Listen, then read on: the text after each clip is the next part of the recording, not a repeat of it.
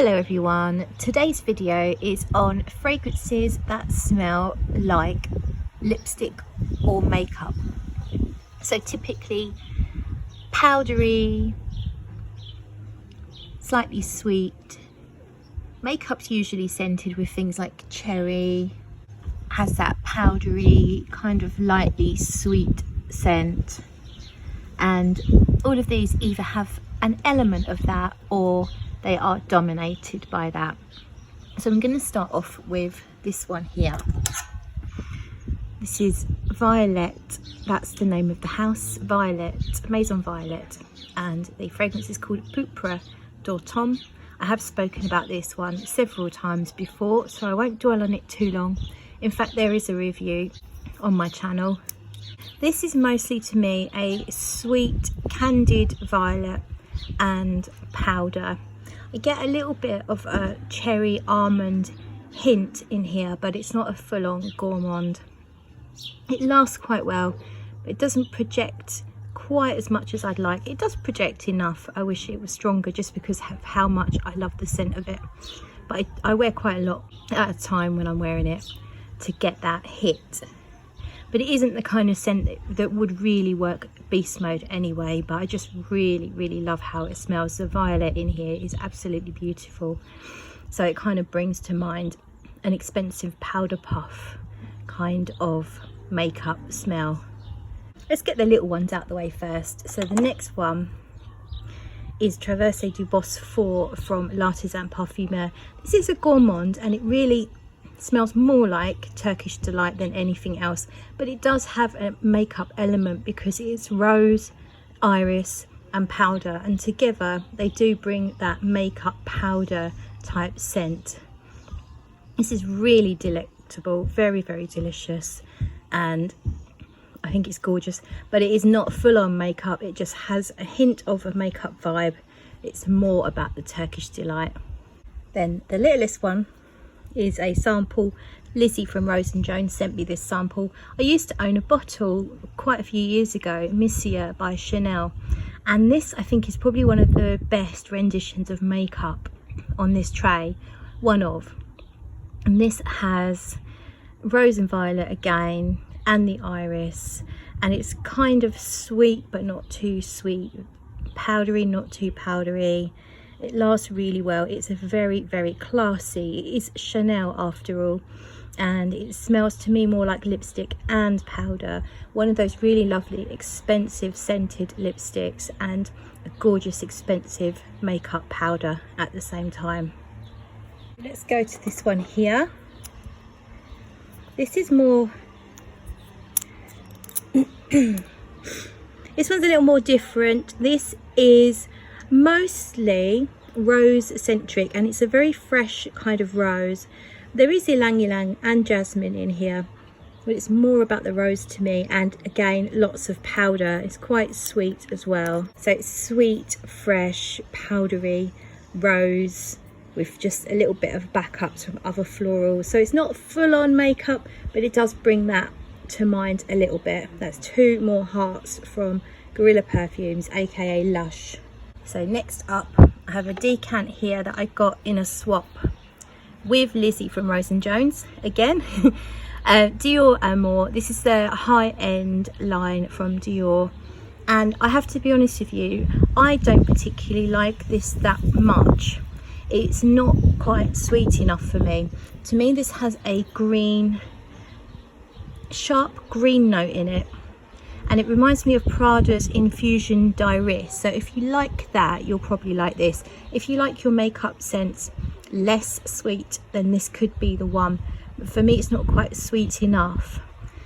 It is very powdery, definitely lots and lots of iris in here. It's something that's almost a bit like hairspray to me. That sharp green note reminds me of hairspray, but just because I don't like it doesn't mean that you will not like it. So it might be worth a go if you prefer things not quite as sweet. Let's now move on to this one. So this is The Lover's Tale by Francesca Bianchi, and this has a lot of iris in it. It's got a whole host of notes. In the dry down you get quite a lot of vetiver, which is obviously not a makeup-y type scent at all. It's more of an earthy, rooty scent, woody scent. But the iris in here is absolutely beautiful, and it just gives it this really decadent feel. There's a leather note, but to me it comes off as suede. If you think about the texture of suede, imagine the softest suede. Imagine running your fingers over really soft suede. A light blue soft suede leather jacket, perhaps made by an Italian designer brand, something like that. I get that feel from this fragrance. So it's kind of like a makeup scent still. You do get this makeup feel with the iris, but you also get beautiful suede. And this one takes you on a journey. There's a lot that goes on in here when you wear it. It changes subtly over a 12-hour period. It never ever gets boring, but it has just the most beautiful iris, and that's why I think it belongs in this category, albeit it's not just about a makeup smell. There's a lot more to it. Now let's go to this one here. This is a cologne, and it's just called Heliotrope. The brand is called Cadencia. You can only see it there at the top in small writing. Cadencia Parfums, and they're based in France. These are very affordable. They have single note colognes. This one's called Heliotrope, and Heliotrope is the floral that smells like almond, powder and vanilla. So it kind of smells like the most beautiful, fine, sweetened makeup powder. It's quite light. It won't last too long, but if you just want to smell lovely for an hour or two, you can just splash this one all over, and it's very cheap. So it's something, I can't remember how much this was. This is a 125ml, and it was something less than £20. I can't remember how much now, 15 or 20 pounds ish. And they have a violet one, which is really lovely too. This is a Poudre de Riz by SP Parfums. This is quite an intense floral in the opening. If I'm not mistaken, it's jasmine, rose.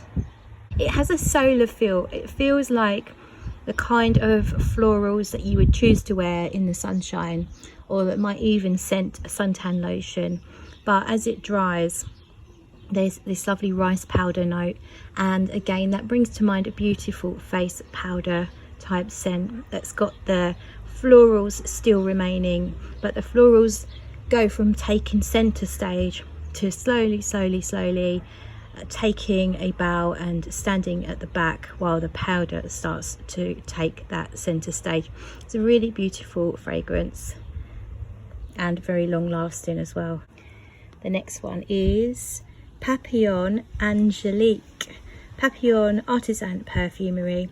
Angelique. This is another iris fragrance. It has a hint of greenery in the opening, but to me it's mostly about the iris. So this has notes of iris, mimosa, champaca, cedar, oilbanum and osmanthus.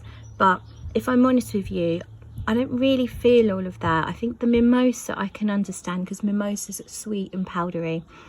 Champaca would normally be, it's kind of like it's a white floral that can sometimes be a little bit animalic. And cedar I can definitely understand, because it does definitely feel woody. This is kind of, I find it hard to describe, but it definitely has this soft powdery makeup feel, but in a very natural, outdoorsy, unsweetened kind of way that I really enjoy. It's unlike the Dioramour.